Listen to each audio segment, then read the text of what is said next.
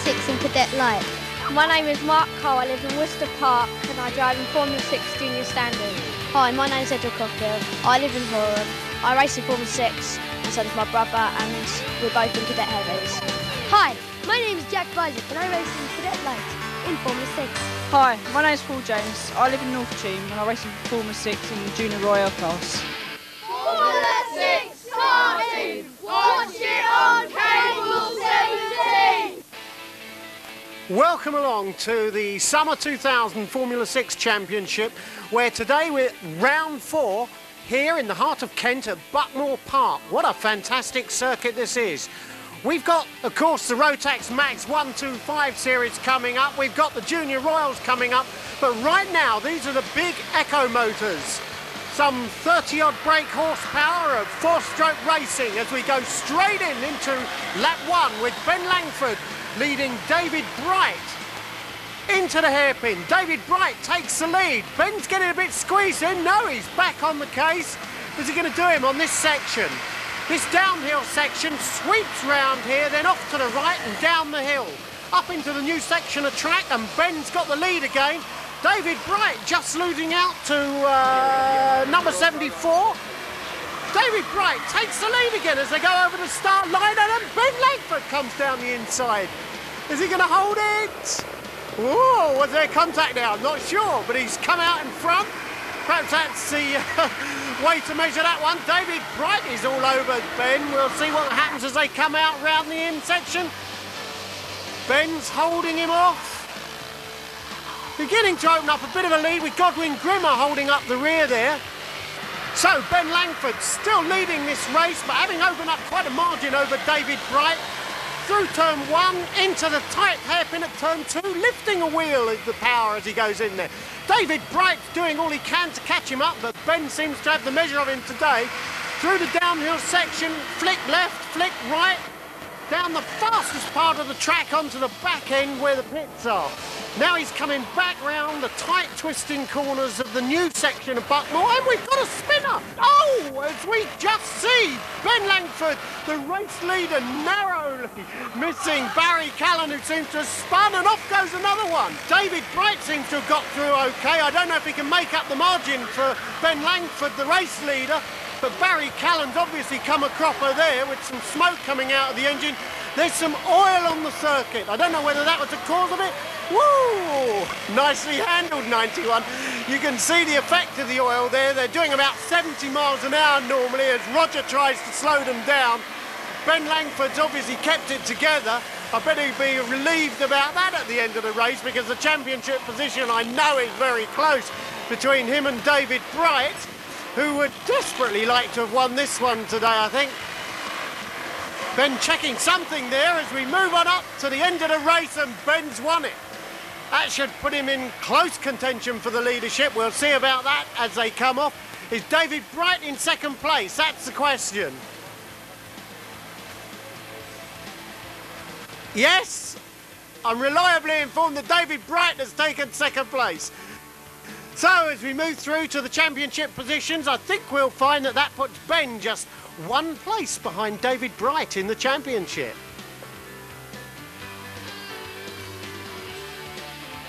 Well, here we see what the problem actually was. It's clearly oil on the track, so that'll delay the racing by about 5 minutes. So we'll take you over to 2 of the Junior Royale drivers who are up next.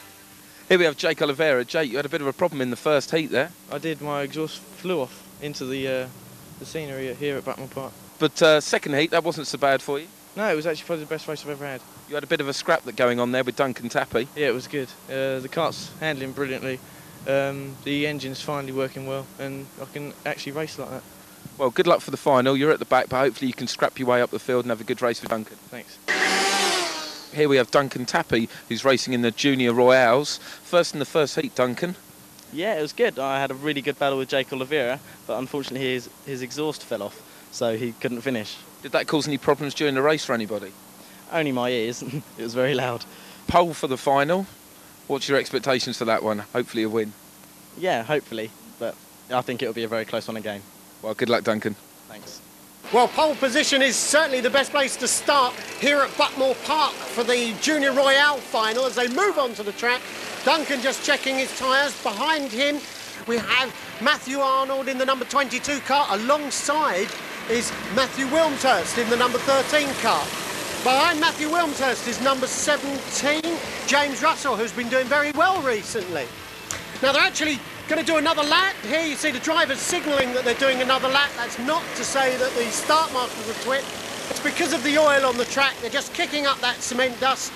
Now that's bedded in, we should see them start the race as they come back around, and it's go! It's Duncan straight off into the lead with Matthew Arnold tucked in behind from third place ahead of Matty Wilmshurst, who's going for the inside at the hairpin. No, he just had to pull back. Matthew Arnold holding second place into turn 3. Duncan capitalising on the gain from the collision there, is it? If it was a collision. Number 7's also picked up a bit.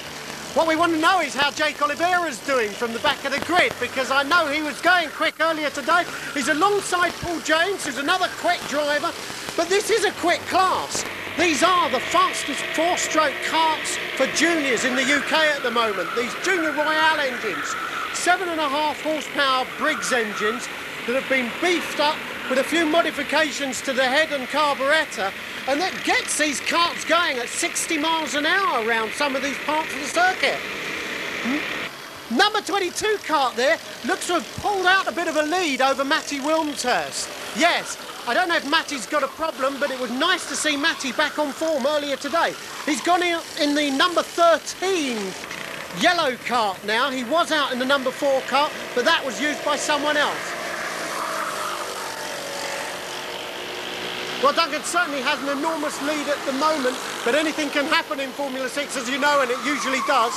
Behind Dunk is the number 22 kart of Matt Arnold, and then the number 13 kart of Matt Wilmshurst. As they come round for the final lap, Duncan going through the last few turns with a huge lead. And Duncan takes the win.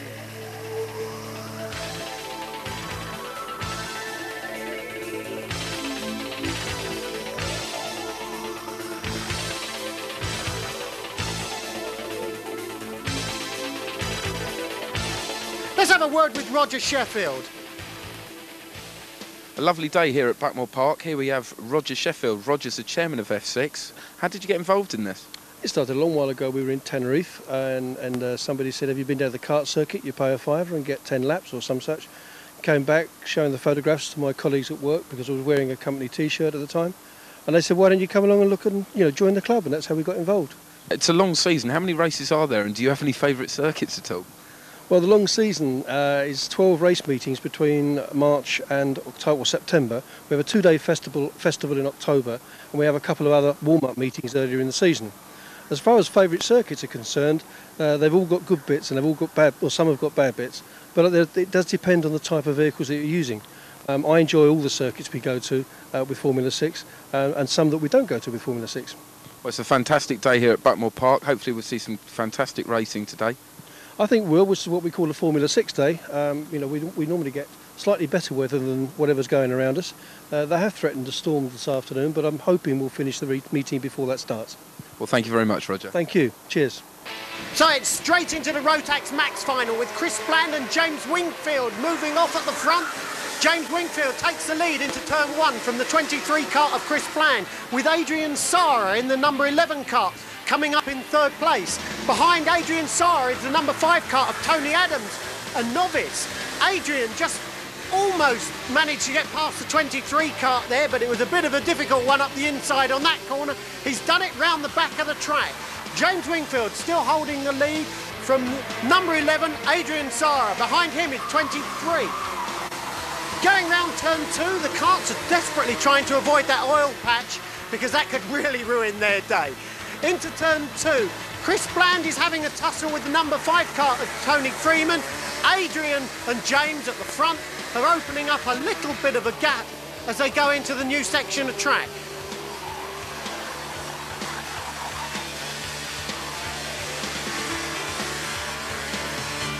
This is some really exciting racing, and you must remember that this is the track that Johnny Herbert started his career from. Buckmore Park, it's got to be one of the country's best tracks. James Wingfield still in the lead there from Adrian Saar in the number 11 car. Chris Bland is getting ever closer. This really could be a three-way battle for the front, and the championship is actually getting quite close in this Rotax Max series. Adrian desperately trying to go for the inside. Has he done it? No, James has given him room. Well, he's held the lead as they start another lap, but he's coming in very wide there. I don't know if he caught the oil, perhaps he has. Adrian Saar is going for the inside. Yes, he's done him into turn 2. Now, can he get it back? No, there's not the momentum there. These are tight corners. This is going to be a close race. Is Chris Bland going to be a part of this?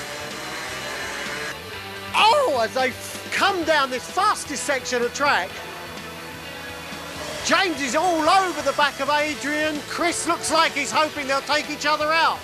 Actually, Chris has gone. We've lost Chris Bland. We'll have to find out what happened to him in a minute. James is going round the outside. No, you're not going to do it there. It's too damp and oily. Up the inside, he is desperate to get round Adrian. Adrian Saar driving for his life today. Down that fast section. Flick left, flick right. So as they cross the line, it's Adrian Saar by a wheel from James Wingfield, with Oliver Tucker some way back in 3rd place.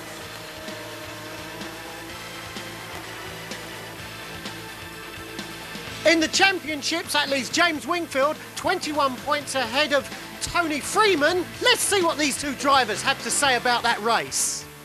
Here we have James Wingfield and Adrian Saar. James, how was that race? It was a really good race. It was exciting pretty much all from the beginning. So, yeah, it was good fun, that one. So, Adrian, it was quite a close race there with James. Yeah, I got pretty worried near the end of it when James was beside me and we're having a little battle together due to the fact that my engine was popping. Is it quite a tight circuit here? Is it difficult to pass? Yeah, it's very fast and quite flying as well. So to actually make a manoeuvre is pretty tricky. The tyres are a bit sticky on the track because it's a really hot day today. Yeah, and this morning we had a lot of problems with too sticky, but we sorted it out a bit for the final and it was a lot better. Well, 2nd place, well done, James. Well, that concludes the Buckmore Park race day. Thanks for watching. Join us again soon for more exciting kart racing with the Formula 6 Association.